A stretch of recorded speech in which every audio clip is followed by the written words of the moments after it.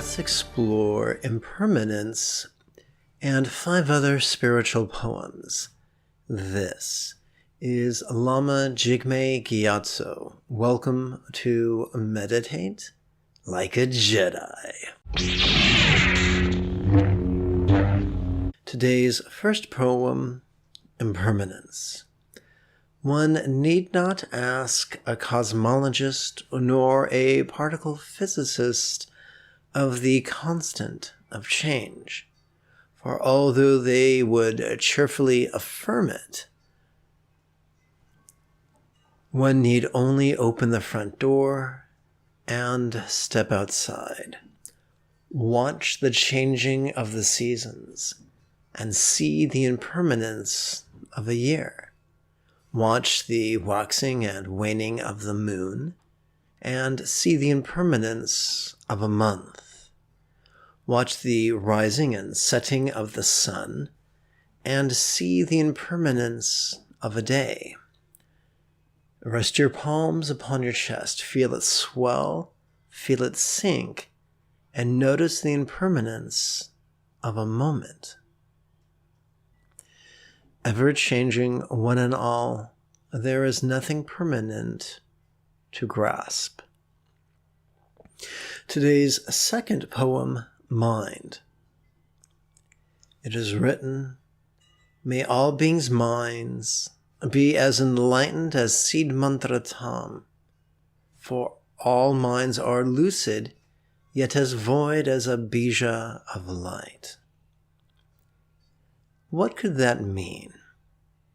Let us play with conventional bodhicitta's compassionate mindset of enlightenment that recognizes mind as one of the bases of awareness from which we experience life in all its glories and in all its grotesqueries, and simply intends that all folks' minds be as liberated as the Buddha of enlightened activity, be she real or imagined, whose mind is symbolized by the green syllable tam.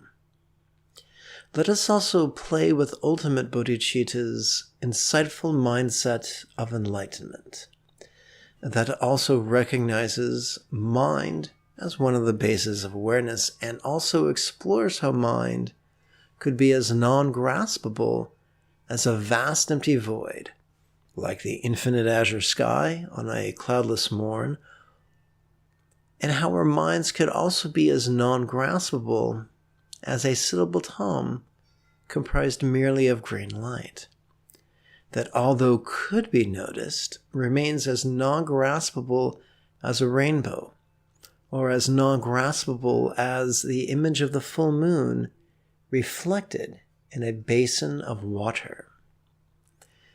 Today's third poem, Hair.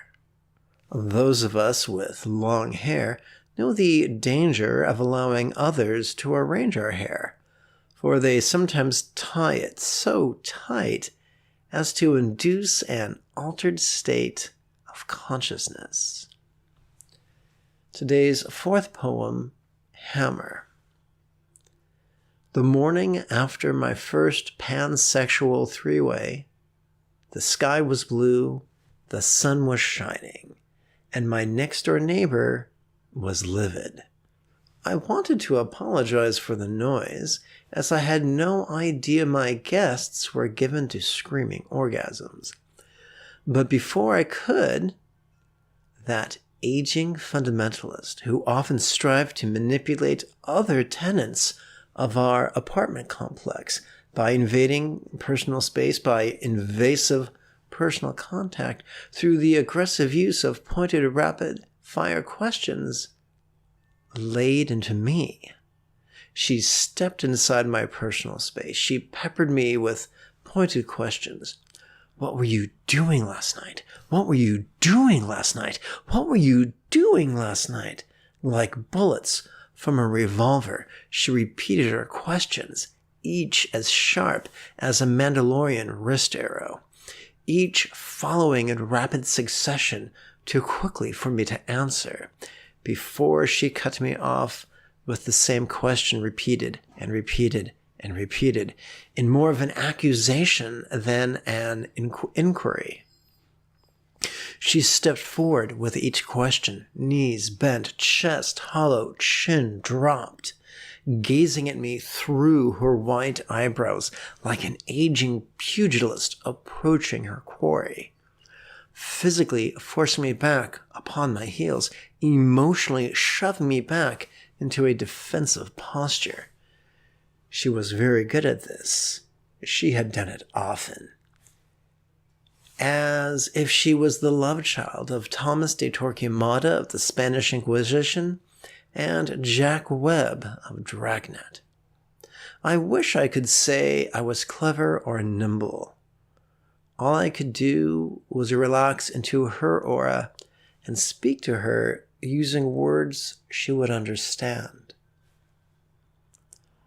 Love is not rude, but you are, and as such you are a poor ambassador of Christ, and I rebuke you in his name.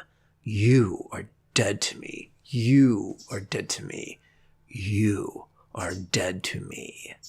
I repeated like a wrathful mantra of Tibet, as if it was a hammer driving nails into the coffin of our friendship. She never scolded me again, and soon I moved away to Los Angeles County, and thus began a new chapter of my life. Today's fifth poem, Lesser. Christ's religious foils were the Pharisees of Jerusalem, but what was their sin? Did they fail to believe, or did they believe with such fervor and rigidity that rendered them incapable of exploring ideas that they had never considered? This problem is not unique to Jerusalem or Israel or Jews or religion. Why, even a physicist once said, great spirits always encounter a violent opposition from lesser minds. Today's sixth and final poem, Difficult. She dressed as an Ani, Tibetan for nun, and insisted that even though she practiced her teacher's system for more than 20 consecutive years, she assured me that she could complete the path in just 7 more lifetimes. But Buddha taught that the path could be completed in 7 years, or 7 quarters, or 7 months, or 7 fortnights, or 7 weeks, or even 7 days. If after 7 years of full-time practice, you, O nun, have not accomplished the path to your satisfaction, the time has come to ask difficult questions. Questions about how well you have understood your teacher's instructions. Questions about how well you have applied your teacher's instructions. And questions about whether those instructions are even effective at all.